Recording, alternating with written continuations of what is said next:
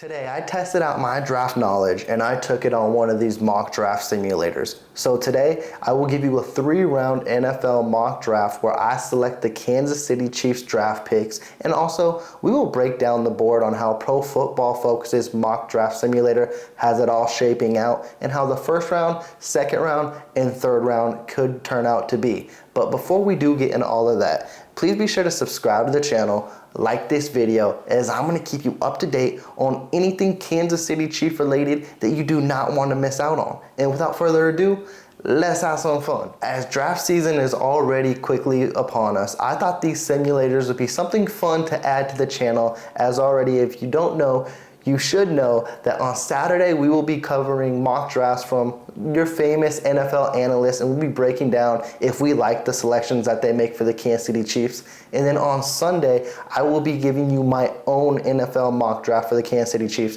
I'll start off with 3 rounds like we're doing here today, and then we'll increase the closer we get to the draft. But for you guys to keep up with all of that, please be sure to subscribe because you will not miss out on any of that information. But today, what we're going to do is break down how I attack the draft simulator. I will go through not every pick of the first, second, and third round, but the ones that caught my eye. And the reason I want to do that too, because if you guys have or haven't, when you focus on Pro Football Focus or even PFF, when you do the mock draft simulators, it can be a little iffy. They're not going to be 100%. There's going to be some wild picks out there. And all for that too is the draft will give you surprises, so it can be accurate. But I would lean on it being maybe 60-70% accurate. Some of these players might not be there for the Kansas City Chiefs. So I wanted to attack it this way, and then we'll do this week in and week out until we get to the draft. And we're going to start with the first round. We're going to go through the first 10 picks, and then we're just going to go gradually until we get to the Kansas City Chiefs selection. So let's get right into that. Now let's kick it off with the first 9 picks. And if y'all thought I was going to remember this by imagination, that just wasn't going to happen. So I'm going to be going through my phones, going through the screenshots I have just to keep me up to date on what I had through the simulator. And so you guys are aware with I'm at. I'll keep the images right above my face. That way we can stay on track. But let's go through the first 9 picks. And this is what I said. Pro Football Focus, they can be very, very close to what a real draft may be. But also, you're going to see some interesting picks if you haven't already caught them on your screen. Right now, it's the Panthers and Texans. For the Panthers to select Bryce Young, and then the Texans to select C.J. Stroud. I don't think you can go wrong either or in that direction. Right now, it seems like the popular pick is that Carolina is zoning in on C.J. Stroud, but they can get Bryce Young too. So that's going to be interesting to see what quarterbacks fall off the board early. 3 is where the shocker pick comes in. Now, I know Tyree Wilson is one of the best pass rushers in the draft. And 2, I do not know or believe that Arizona is going to stay in that spot. But if they do, I would be shocked if they don't get Will Anderson, and I really believe that the Seattle Seahawks would be so happy that a division rival passed on the best pass rusher in the draft and let him fall to them. That would be so crazy and absurd to see, and it would make draft night start off with a bang in an instant. It may be like Arizona to do it. Don't they got a whole new front office? They may not know what they're doing, so there could be surprises in Arizona. We would just have to wait and see how that unfolds. And then another interesting pick where you could think they're a stretch, but when the Raiders take a lineman and then the Falcons take a lineman, it is area needs, but I don't feel they would go in that direction. But hey, we got to see how it all unfolds. And then basically the unicorn of the draft is who is going to draft Bijan Robinson. No one will ever want to take a running back in the top 10. And I don't see that happening either. Yes, he can be one of the best players in this draft, but it's the running back position. You can get a star running back in the 7th round. Look at Isaiah Pacheco. And that's what might hurt Robinson's value. But a lot of people may be like, oh, that was a good pick in the top 10. Or they could say that at the end of the draft as well. I wonder if Chiefs Kingdom, I wonder how you would feel. I already know where we're going. I already know you guys are going to be flustered by it. But if Robinson is there at 21, I know y'all don't like a running back in the first round. Is that a topic of discussion? I don't believe it is with the holes we have, but it could make it very, very enticing.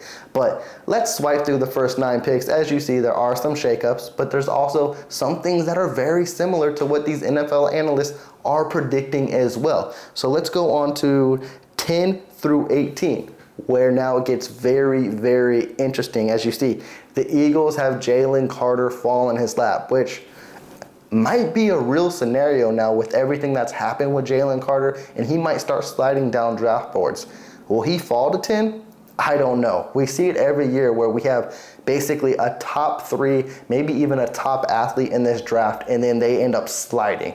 And Jalen Carter seems like that's happening to him this year. So we'll have to see how that breaks down too. And then your first wide receiver off the board goes to Green Bay with Jackson Smith and Jigba. I think that's honestly could be the right pick. I can see him going as high as 11 to Tennessee. And then I'm surprised Washington has Lucas Van Ness there. But hey, this is a mock draft. I don't know how realistic that is, but man, even if he slides down, see, that's where it gets interesting. If he slides down that far, do the Kansas City Chiefs think about maybe we trade up for edge rusher? Honestly, with me, I don't think the Chiefs start getting interested in a trade until the 20 range is what we're creeping up on right now. And you see, there's still a lot of good players available. And if this is how the draft board shakes up, it could get very, very interesting. And another pick I liked, even though I don't think he's on the Chiefs' radar, but it's cool that Joey Porter Jr. would get selected by the Steelers, where his dad played his whole career or most of his career in the NFL. That would be a very, very cool selection. Now, we get to the fun area. This is the area where I believe if there's players available that might pique the Kansas City Chiefs' eyes, which there are some already, if you know how the draft board is breaking down right now, they could trade up in this area. I think that 20 to 25 spot is their sweet spot on where if someone falls, we gonna nab them and we gonna get them. And so let's get to that section. At number 23, Quentin Johnston out of TCU, wide receiver. That is so interesting to me. At 23, the Kansas City Chiefs, if they can really or are really interested in Quentin Johnston, which reports came out today that he is due for a visit next week with the Chiefs player scouts, head coach, and GM. Hey, if they get excited about him and he's there at 23, that might be a wide receiver they're interested. Quentin Johnston is interesting to me, and we're going to talk about more of him in future videos. I don't know how to view him. Yes, he's a speedster. Yes, he's a lengthy body. But man, how he catches the football kind of concerns me a lot. He's got a lot of body catches, and I feel like there's better receivers in this draft. But also, he is an athletic beast, so I can't take that away from him. It's just those body catches concern me. I love to see a receiver, specifically of his stature, go up and get that football. And I didn't see it a lot, but maybe I'm missing something too. So let's get back to this. Let's start breaking this down. The Cowboys at 26 with Jalen Hyatt. You guys know how I feel with Jalen Hyatt. I don't think he's a first-round pick, but also I could see the Dallas Cowboys going in that direction if you just look at who they have in their wide receiving room. They're focusing on a need, but also Jalen Hyatt brings that home run speed, that breakaway speed that Brandon Cooks is fast, but he's also older, so he ain't going to give you that speed. And then CeeDee Lamb, he's got speed, but I don't think the way Hyatt does. You could put Hyatt in the slot for the Cowboys, and that'd be a great fit. So I could actually see that happening. Now, the two interesting ones where this is where I'd feel like if Kansas City was in this area, they're trading up for someone. Maybe not for Josh Downs, but if Josh Downs is there for Kansas City, I think they need to be all over it.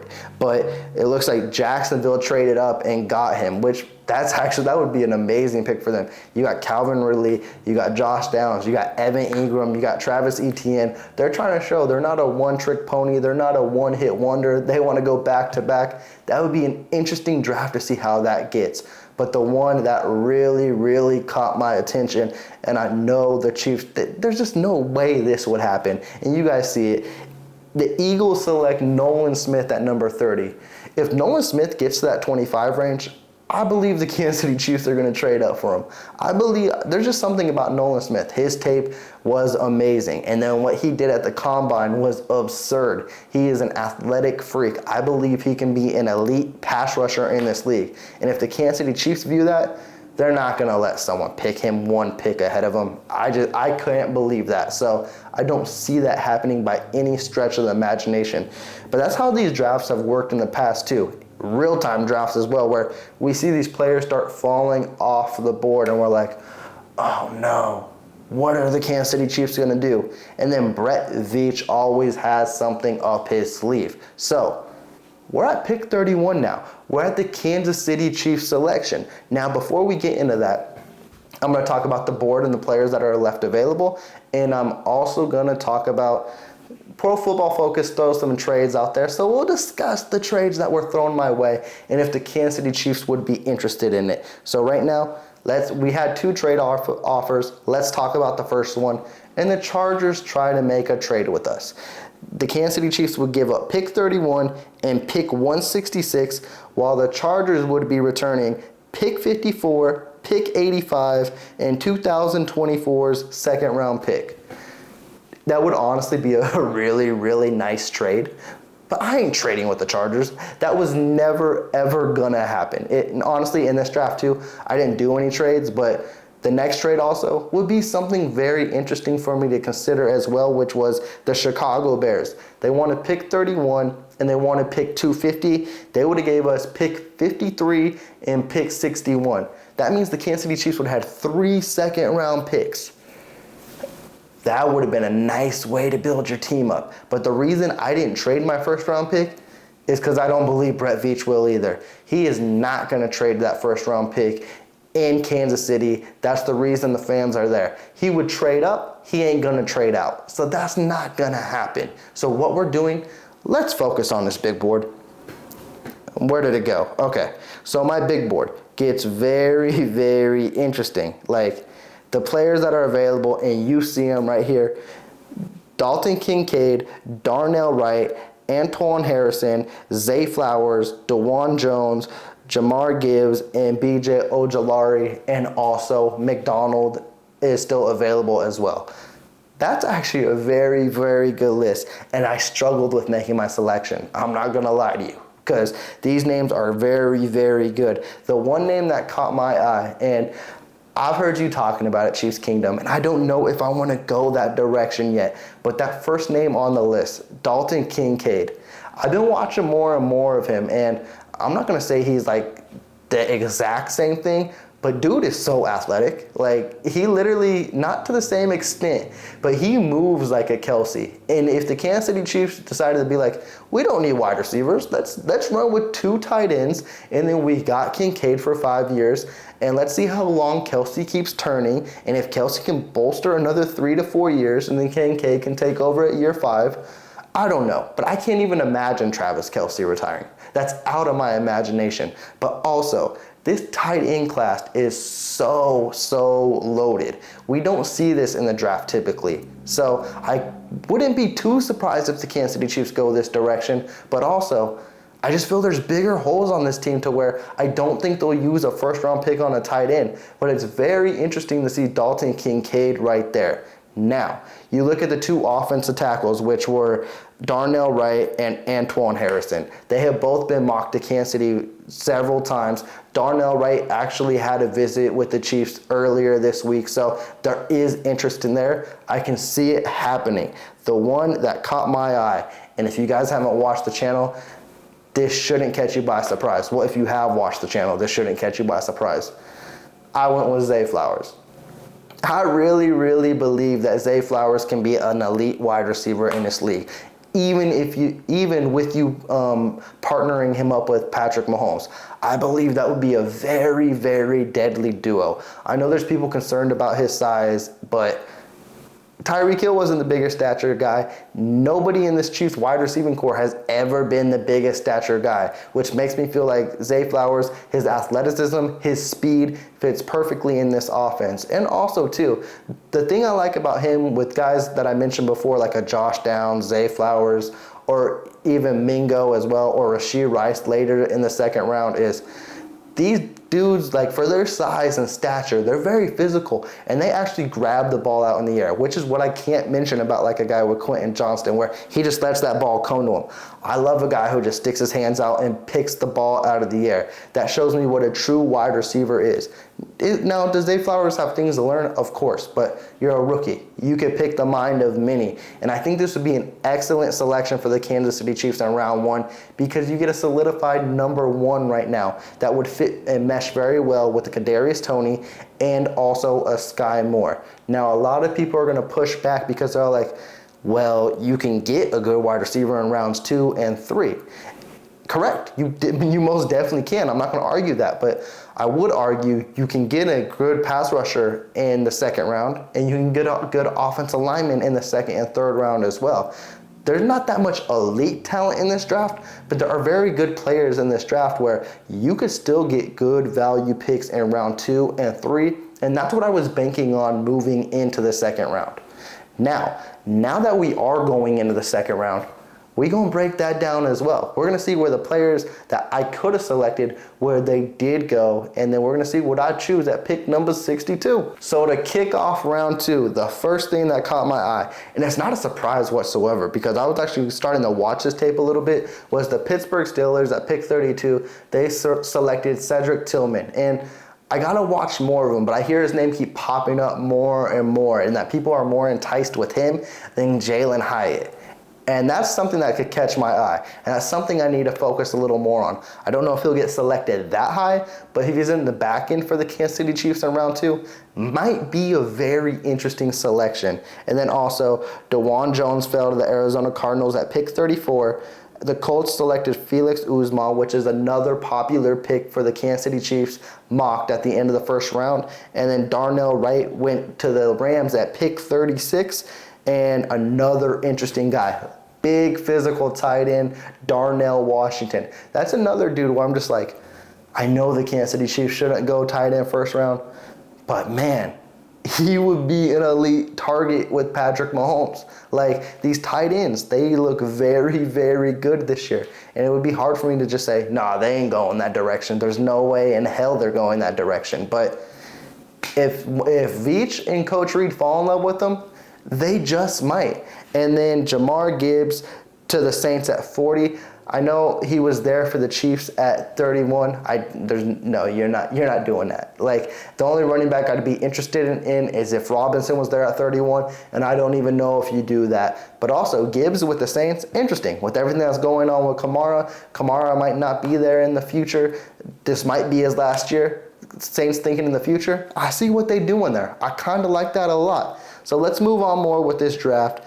And the next ones that pop up, which the Jets killed these two selections with Ojulari and Mozzie Smith. And I didn't even mention him either. If the Kansas City Chiefs want to focus on defensive tackle in the first round, that would be the dude to do it with as well. And you partner him with Chris Jones, and then you get Chris Jones under contract, sign that man. That would be an elite inside where you have Jones and Smith, and then you build those pass rushers.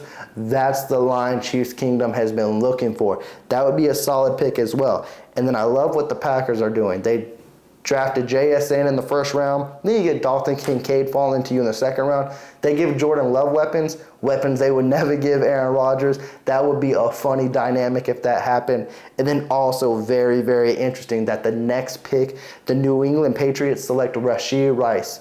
I like how this is shaping out a lot because Rashee Rice, you guys all know, he's the guy I want in the second round. He wouldn't have been there for the Kansas City Chiefs in this scenario. So the fact that I was able to get Zay Flowers leaves me so happy that I don't have to be concerned for a wide receiver in the second round now, and I got my guy.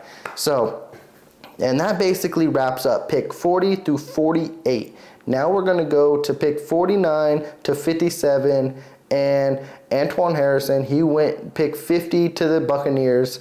I'm not even going to try that name, but the edge out of Northwestern. I always mess it up, and you guys are basically just catching me reading it right now, so it's not going to happen. But he's a stellar edge in this. Then he could translate his game to the NFL, and I would like him.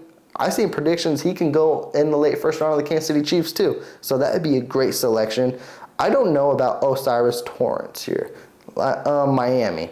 And not the selection, that would be a huge steal. But I see a lot of mock drafts having him in the mid-first round. So the fact he's here now just shows you on what kind of Pro Football Focus rankings can be. This isn't legit stuff. Things can mix and mash in different ways. So that's why you got to take it with basically a disclaimer and no, none of this is legit that's going on. Let's go past pick 57 and we're going to go, hey, there was nothing after that was really that good. So we just went to pick 63.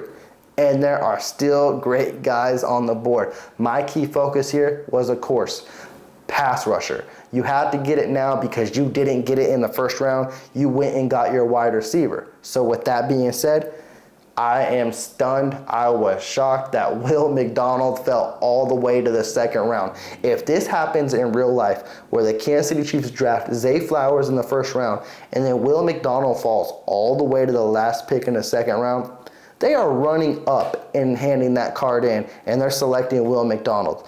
Other guys on here, Derek Hall, he is a popular pick for the Kansas City Chiefs at the end of the second round, which might be the more likely pick because there's just no way Will McDonald falls that fall. I just don't see it happening. But if he does, that might be a match made in heaven for Chiefs Kingdom. And then other guys out here, Jalen Duncan, the offensive tackle, that was another one I was considering if I wanted to go the O-line route. And then an interesting name, Kansas City wouldn't be interested in whatsoever, but another one that I don't think is really realistic is the quarterback out of Tennessee, Hendon Hooker. His draft status is starting to skyrocket a little bit. People were worried in the beginning because of his ACL, but now he may be predicted to be a late first-round pick. So to see he may be still available in the third round, it could happen, but we just have to see how it shakes out. But right now, that draft hype is getting a little crazy for him. So I seen him mocked to Minnesota in the first round. So anything can happen with Hendon Hooker. So that was my selection in the second round was Will McDonald, and then you get Zay Flowers in the first round. I think that's a very, very solid pick. Now we're getting to round 3, and I'm not going to lie to you guys. This tests my knowledge out a lot because I think I'm like 2 weeks in where now I'm starting to test my draft knowledge a little bit. So some of these draft prospects, they ain't going to be the people I know. It's going to get very, very testy in these waters, and I'm going to be taking chances. So let's be quiet. Let's go into round number 3, and let's focus on the guys we did pass up on. At pick 65, Jalen Duncan was selected. Pick 66, another one that was very, very interesting to me. The Cardinals selected Julius Brent. I don't believe he's sliding in the third round. But again, I don't know much about these guys. I could be completely wrong. And then at pick 71, Derek Hall finally falls off the board. That may be realistic. It very much might so, but I don't know. Those are 3 good names off the top of the head that could be gone in the second round. Now moving past pick 72 and on to pick 75. Again, this is where you got to take Pro Football Focus for what it's worth. They have the Atlanta Falcons taking Hendon Hooker out of Tennessee, but they drafted, why did I forget his name? Desmond Ridder. There we go. I don't know if they run with 2 young quarterbacks. Hey, they may, but I find it very, very unlikely. I think they announced the other day that they're going to start Desmond Ridder as their quarterback to start the 2023 NFL season. I don't know if they bring in another rookie like that, but hey, what do I know? I'm just a guy talking and reading off my phone, so we just going to keep moving on. Another fan favorite at pick 77 from the Los Angeles Rams, A.T. Perry in the third round.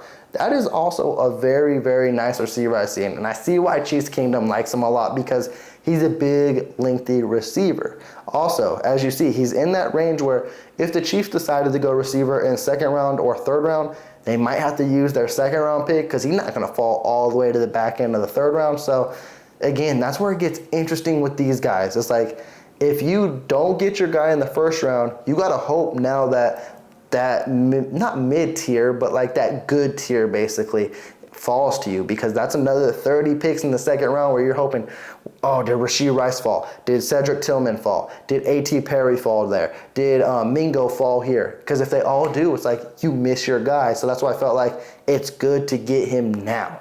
But also another interesting pick, a guy who's been butt basically is Kayshon Boutte from LSU. I remember early in the year, he was supposed to be a first-round pick, and then didn't have the season he expected, and then now his draft combine wasn't the greatest, and now he could be a third-round pick. That just goes to show you what one season in college football can do to hurt your draft status. But it doesn't mean what he can do in the future as well. Now, the Pittsburgh Steelers, this was an offensive lineman I really liked a lot with Matthew Bergeron. Honestly, if he was there for the Kansas City Chiefs, I would have picked him in the third round, and I would have felt very comfortable with this draft. Now, pick 95. This was very, very interesting to me. This is where I didn't know too many players, and I didn't really know what to do. I thought, could the Kansas City Chiefs go tight end here? Sam Laporta out of Iowa was there, and that would have been a nice, intriguing pick to do. But to me, what I think the Kansas City Chiefs' three biggest needs are, and what I kind of focused on a little bit to start, was wide receiver, pass rusher, and then defensive tackle. So I went with Zach Pickens out of South Carolina.